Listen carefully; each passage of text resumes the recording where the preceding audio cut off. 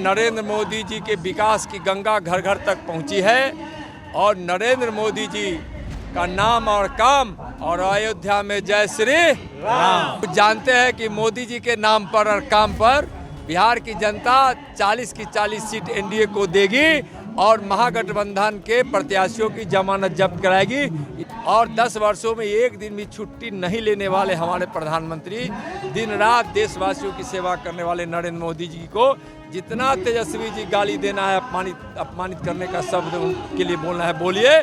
जनता का आशीर्वाद उनके साथ है। राजनीति में अक्के अखाड़े में आप धूल चाट जाइएगा और आपकी राजनीति समाप्त होने वाली है। हम तो सीधा लालू जी से पूछना चाहते हैं, कम्युनिस्ट और कांग्रेस से पूछना चाहते हैं कि आपके आरक्षण की नीति कब सबल रही?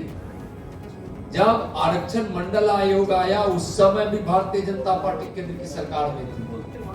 आरक्षण देने वाले लोग ओबीसी का हक मारी करेंगे और यह महापाप हो है कि नीति उनकी महापाप। बिहार के मुजफ्फरपुर में केंद्रीय मंत्री नित्यानंद राय ने शुक्रवार को एक होटल में आयोजित प्रेस कॉन्फ्रेंस के दौरान कहा कि मोदी के नाम, उनके काम और अयोध्या के श्री राम को ही जनता का समर्थन है। तो वहीं नित्यानंद राय ने विपक्ष पर जोरदार निशाना साधते हुए कहा कि समर्थन न मिलने से बौखलाए विपक्ष संविधान व आरक्षण की बात उठा रहा है। मंडल कमीशन के समय केंद्र में भाजपा की सरकार थी। बिहार में आरक्षण लागू करने वाले कर्पूरी ठाकुर को भी जनसंघ ने ही समर्थन दिया था। प्रधानमंत्री नरेंद्र मोदी जी ने गरीबों को 10% अलग से आरक्षण दिया और ओबीसी आयोग को संवैधानिक दर्जा दिया। आरक्षण का राग अलापने वाले नेता और दल उस समय नहीं थे। तो सच बोलना पड़ेगा ना। माननीय प्रधानमंत्री जी ने कहा कि ना आरक्षण खत्म करेंगे, ना आरक्षण खत्म होने देंगे।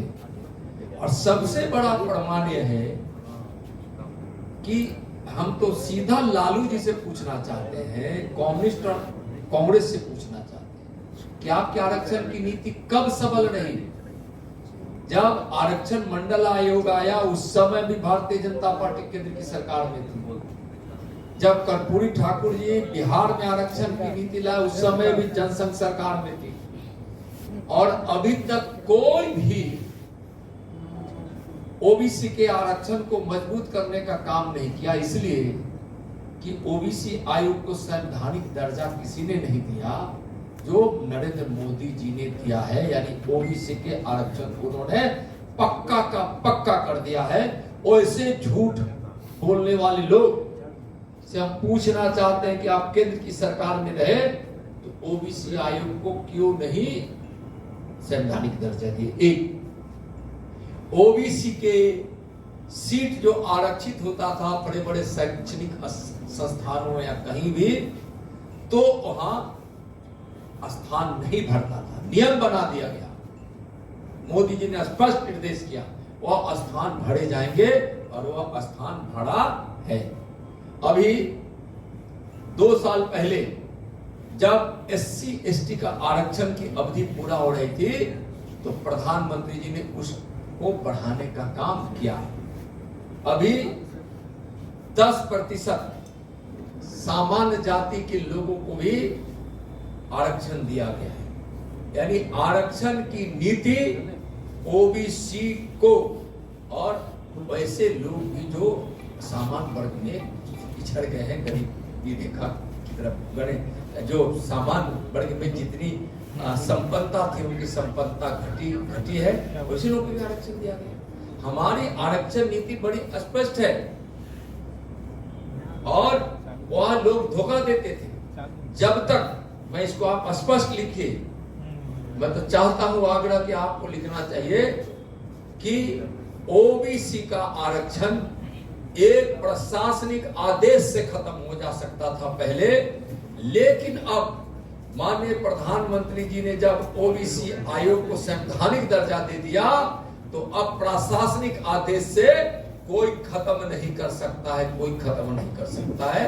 मैं आपको कह रहा हूं पहले और अब में कैसे ओबीसी का आरक्षण मजबूत हुआ है और सामान्य वर्ग के लोगों को कैसे न्याय 10% आरक्षण मिला है।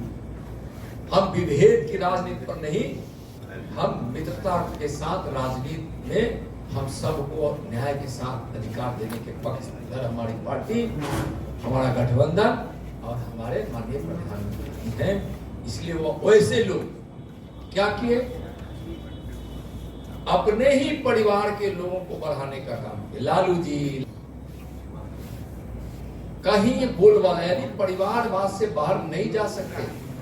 रहे हैं कि हम धर्म के नाम पर हम आरक्षण देंगे, तो क्या अल्पसंख्यक यानी मुस्लिमों को धर्म के आधार पर अगर आरक्षण देने की बात आप कर रहे हैं, तो इसका मतलब है कि वह पिछड़ों के हकमारी करने का, तो ओबीसी के नाम पर उसको उसमें आरक्षण मिल ही रहा है, तो धर्म के नाम पर देने वाले ऐसे लोग पाप कर रहे हैं। लाइन बोल रहे हैं, धर्म के नाम पर आरक्षण देने वाले लोग ओबीसी का हक मारी करेंगे, और यह महापाप हो है कि नीति उनकी महापाप है, यह अन्याय है उनकी नीति में, उनकी सोच में। हमारा तो एकदम बिल्कुल स्पष्ट है। इसलिए वो क्या बोलेंगे, 10 साल से 10 साल में आरक्षण मजबूत हुआ है, और मैं चुनौती देता हूं ऐसी बात बोलने वालों को कि आज जहां भी बहस करना करे, मैं तो 4 बार तेजस्वी जी को कह रहा हूं, आज 5वां बार कह रहा हूं कि ओबीसी का सही पोषक, संरक्षक और साफ सुथरी नीयत में खोट है। ओबीसी के आरक्षण को मुस्लिमों को देना चाहते। इस दौरान नित्यानंद राय ने बड़ा दावा करते हुए कहा कि महागठबंधन के प्रत्याशियों की जमानत जब्त होगी। तो वहीं नेता प्रतिपक्ष तेजस्वी यादव को लेकर नित्यानंद राय ने बोला कि जितना अनाप शनाप बकना है बकले, जनता उतना ही ज्यादा मोदी जी को आशीर्वाद देती है। लाख से भी ज्यादा मतों से होगी। यहाँ नरेंद्र मोदी जी के विकास की गंगा घर घर तक पहुँची है, और नरेंद्र मोदी जी का नाम और काम, और अयोध्या में जय श्री राम। इसी क्षेत्र में तेजस्वी जी का कार्यक्रम था, लगभग 35 मिनट के भाषण में 45 बार मोदी जी का नाम लिया। हाँ, और बता रहे हैं कि अब वो जानते हैं कि मोदी जी के नाम पर और काम पर बिहार की जनता 40 की 40 सीट एनडीए को देगी, और महागठबंधन के प्रत्याशियों की जमानत जब्त कराएगी। इसलिए अनाप शनाप बकते हैं, और उनके अनाप शनाप बकने से जनता उतना ही ज़्यादा मोदी जी को आशीर्वाद देती है। गरीबों के मसीहा और 10 वर्षों में एक दिन भी छुट्टी नहीं लेने वाले हमारे प्रधानमंत्री, दिन रात देशवासियों की सेवा करने वाले नरेंद्र मोदी जी को जितना तेजस्वी जी गाली देना है, अपमानित करने का शब्द उनके लिए बोलना है, बोलिए। जनता का आशीर्वाद उनके साथ है।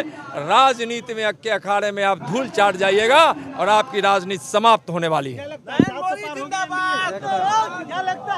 400 पार देश के में, और बिहार में 40 की 40 एनडी। बहरहाल बता दें कि जैसे जैसे 2024 का लोकसभा चुनाव अपने अंतिम पड़ाव की ओर आगे बढ़ रहा है, ठीक वैसे वैसे ही बिहार का सियासी समीकरण बेहद दिलचस्प होता हुआ नजर आ रहा है।